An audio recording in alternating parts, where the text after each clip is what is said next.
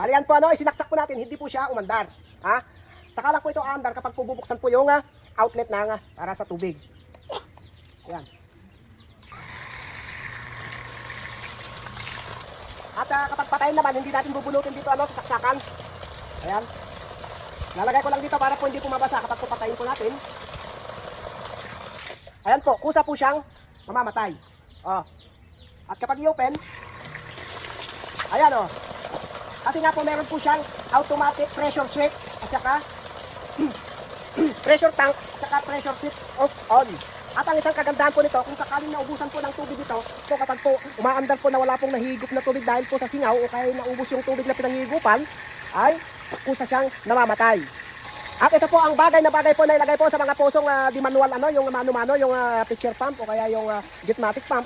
Kung sawa na po kayong magbubumba, ito lamang po yung ikakabit po sa baba po mismo. Lagyan lamang po ng T yung baba po ng poso ninyo na di pump At ito po ang ilalagay Ang isang kagandahan po nito ay hindi po siya matakaw ng kuryente. Dahil ito lamang po yung sa mga nakakaintindi po ng electrician. Ito, tignan nyo lamang po dyan. Yan kaya po hindi po matakaw sa kuryente. Yan, 0.5 horsepower lamang po ito. Pero ang kaya pong higupin, ayan, nakikita nyo po dyan yung nakasulat. Number 1 po ang size nito. Sobre pong makakamura po kayo nito dahil po 3-in-1 na po ito. Nasabi ko pong 3-in-1 dahil hindi na kailangan ng pressure tank. Ito na po yung kanyang pressure tank. Ayan. At ito po yung kanyang pressure switch off on automatic.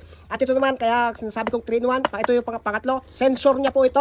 Kapag po wala nang mahigop na tubig, nagkasingaw, ano pa dyan, para po hindi po masusunog itong electric motor, ay mag-automatic off po ito kapag po na-sensor niya na mainit na po itong body ng electric motor. Siyempre nga po, kapag po umaandar po ito na wala na po siyang nahigop o kaya nagkasingaw dito sa mga intake o kaya naubos yung tubig, kapag yung sinauna pong mga motor, dire-diretso lang naandar, saka lang po yun mamamatay kapag po sunog na po yung motor. Pero ito na po, dahil upgraded na po, automatic na po siyang shut down o nag-o-off kapag po na-sensor niyang mainit na po itong electric motor. At good news po para po sa atin dahil nakasell po si seller sa ngayon lang, di ko lang alam bukas o makalawa, baka naman unti-unti lang ibabalik po yung dating presyo po nito. Kaya samantalin na po natin habang nakasell pa po si seller. Mabilis lamang po siyang dumating, di-deliver mismo sa inyong tahanan. Yung pag-orderan po nito, ilalagay ko na lamang po yung link niya po sa baba po ng ating video para pindutin lamang po ng gustong makakita po yung murang-mura niyang presyo at gustong umorder. Paalala lamang po sa mga po nagkakabit po ng mga pump, kahit anong klaseng pump po yan, papareho po yan na hindi po makakahigop ng tubig kapag po meron pong singaw doon sa intake ng paghihigupan ng tubig. Kaya kapag ikabit nyo po, kahit anong klaseng electric motor pump o manual pump, kapag merong singaw, hindi yan makakahigot ng